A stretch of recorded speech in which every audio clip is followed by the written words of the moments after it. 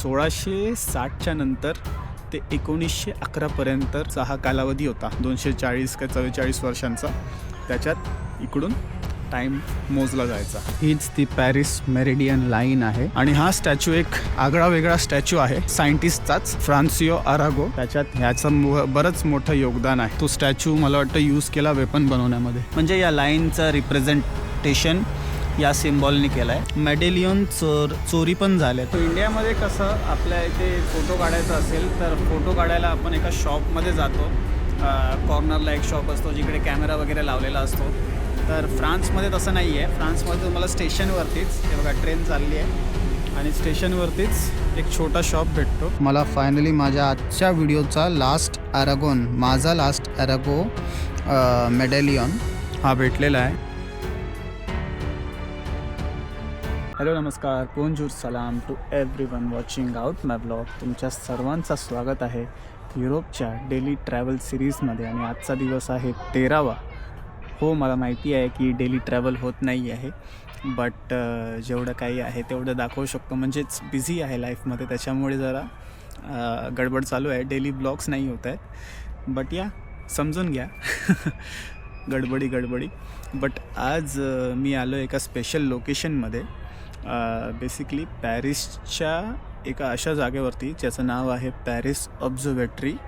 इकडून एक अशी लाईन जाते मित्रांनो, म्हणजे जी लाईन पूर्ण दुनियाचा एकेकाळी मिडल होती.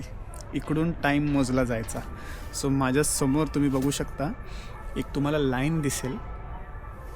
ही लाईन बेसिकली 240 का 44 वर्ष दुनियाचा मिडल होती. म्हणजे मेरिडियन पॉईंट होता, मेरिडियन लाईन होती. लॉंगिट्यूड जर तुम्ही बघायला घ्याल तर ती इकडून मोजली गेलेली होती, फ्रान्सच्या मधून.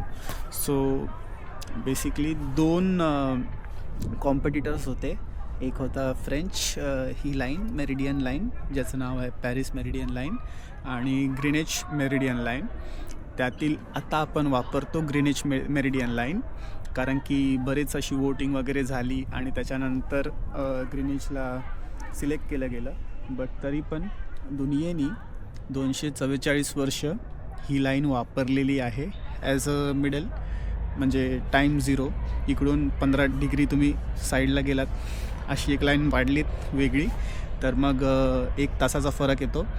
4 डिग्रीवरती 1 मिनटाचा फरक येतो, असं काहीतरी आहे. बट 15 डिग्रीवरती 1 तासाचा फरक येतो. बेसिकली ही जी लाईन आहे समोर, त्या लाईनपासून 15 डिग्रीचा असा अँगल काढून जी तुम्ही लाईन पाडाल, ज्या पुढच्या सिटीमध्ये तुम्ही जाल तिकडे 1 तासाचा फरक होणार, असं आहे. आणि आता ही जागा एक लोकल गार्डन म्हणून वापरली जाते. 2 तास म्हणजे इकडे तुम्ही येऊ शकता, ओपन असतं गार्डन. माझ्या मागे आहे ऑब्झर्वेटरी, जी टोटली क्लोज असते.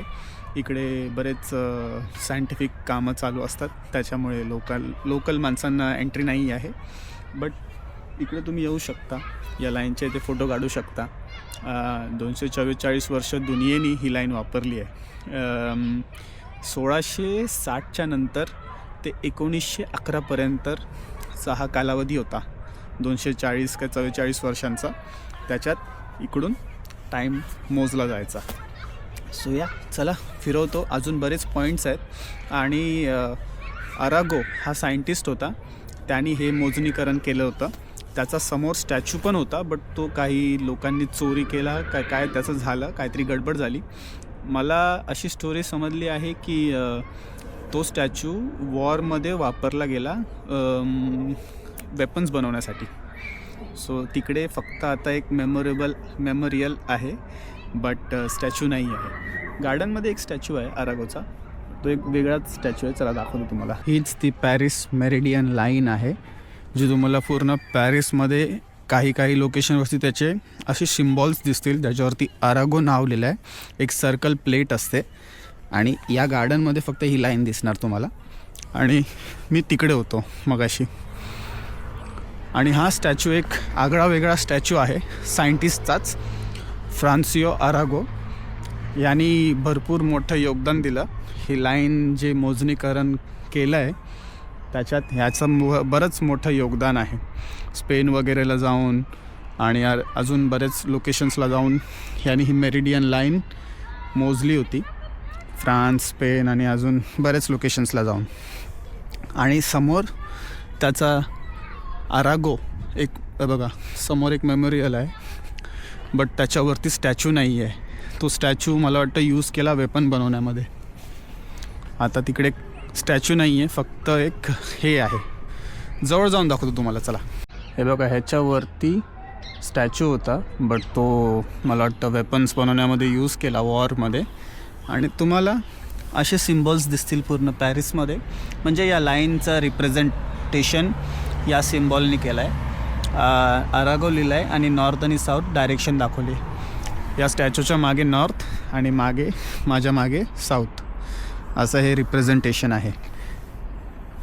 चला आता आपण शोधूया लोकेशन्स पॅरिसमधले जिकडे हे सिम्बॉल आहे. काही लोकेशन्समधून मित्रांनो हे मेडेलियन चोरी पण झालेत.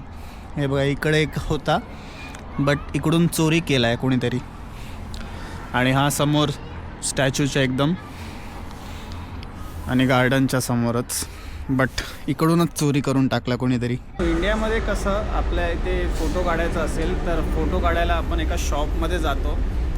कॉर्नरला एक शॉप असतो जिकडे कॅमेरा वगैरे लावलेला असतो.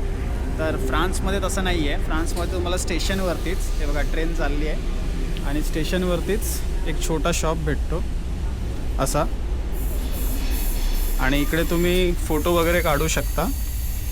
हे पर्दा वगैरे बंद एकदम बंद करायचा, चांगला फोटो यायला.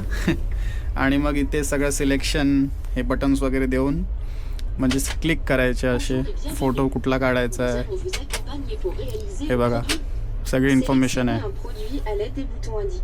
4 फोटो, 8 फोटो, 10 फोटो. इकडे पैसे इन्सर्ट करायचे, कार्ड टॅप करायला आणि फोटो काढायचा. सो फ्रान्समध्ये असा फोटो म्हणजे फोटो बूथ आहे. इकडे तुम्हाला गव्हर्नमेंटचे सगळे फोटोज किंवा तुम्हाला नॉर्मल पोर्ट्रेट फोटोज पण पाहिजे असतील तर ट्रेन स्टेशनवरतीच यावं लागतं आणि मग इकडे येऊन फोटो काढायचा. आणि गव्हर्नमेंटमध्ये पण यूज होतात ते फोटोज, पासपोर्ट साईज फोटो वगैरे, आणि ट्रेन पकडायची पळून. अरागोचा स्टॅच्यू चोरी झाल्यानंतर त्याला एक ट्रिब्यूट म्हणून हे जे सर्कल आहेत ते पॅरिसमध्ये लावले गेले. जिकडून लाईन जाते तिकडे सगळीकडे लाईन तर लावू नाही शकत, म्हणून हे सर्कल बनवले गेले. लोकेशन्स, बरेच लोकेशन्समध्ये 135 लोकेशन्स आहेत पॅरिसमध्येच. आणि 135पैकी बरेच चोरी झाल्यात. गार्डनमध्ये पण जे आपण स्टार्ट केलं तिकडे पण चोरी झाला आहे. आणि पॅरिसच्या लक्झमबर्ग गार्डनमध्ये तुम्हाला 3 दिसतील हे अरागो सर्कल्स. जर तुम्ही येत असाल इकडे तर नक्कीच इकडे येऊन फोटो काढा. वर्ल्डच्या मध्ये उभं राहा. आणि तुम्हाला माहितीच आहे हे गार्डनबद्दल मी व्हिडिओही बनवली आहे, ती जुनी व्हिडिओही बघू शकता तुम्ही. आज जरा जास्तच वातावरण क्लाउडी आहे, भरपूर क्लाउडी मला वाटतं पाऊस पडणार आहे. आणि मंडे असल्यामुळे जास्त गर्दीही नाही आहे. चला तुम्हाला नेक्स्ट लोकेशनला घेऊन जातो, म्हणजे जिकडे हे तुम्हाला अरागो दिसतील. अरागो सर्कल्स एक ट्रिब्यूट म्हणून त्याला बनवलेले होते. बट ठीक आहे, 244 वर्ष मित्रांनो भरपूर जास्त असतात. या लाईनला वापरलं आहे लोकांनी as a median of the world.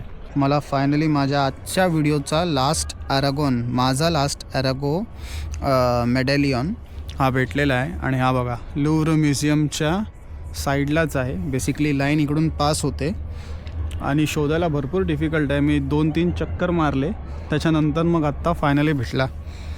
तिकडून एंट्री आहे आणि मग इकडून पण एंट्री आहे. आणि त्या साईडला तो गार्डन आहे भरपूर मोठा आणि जुना, ज्याचा व्हिडिओ मी बनवलेला आहे, तुलेरीज गार्डन.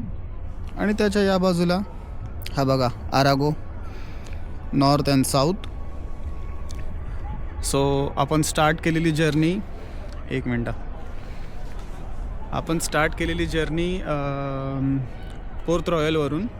पोर्ट रॉयलवरून लक्झमबर्गला आलो आणि आता लुव्र म्युझियमला आलो. आणि अशा प्रकारे होता हा माझा अरागोच्या सर्कलला शोधायचा ट्रॅव्हल. आणि आजच्या व्हिडिओसाठी मला वाटतं एवढंच, 13 डेसाठी. कंटिन्युटी केवढी होईल काय माहिती नाही, कारण की जरा कामामध्ये बिझी आहे, त्याच्यामुळे मध्ये व्हिडिओ येत राहतील. थोडा ॲडजस्ट करून घ्या. आणि हिस्ट्री आपण शोधत राहूया, अजून काय ना काय पॅरिसमध्ये, फ्रान्समध्ये. फिलहाल बघूया आता काय करू शकतो डे 14मध्ये.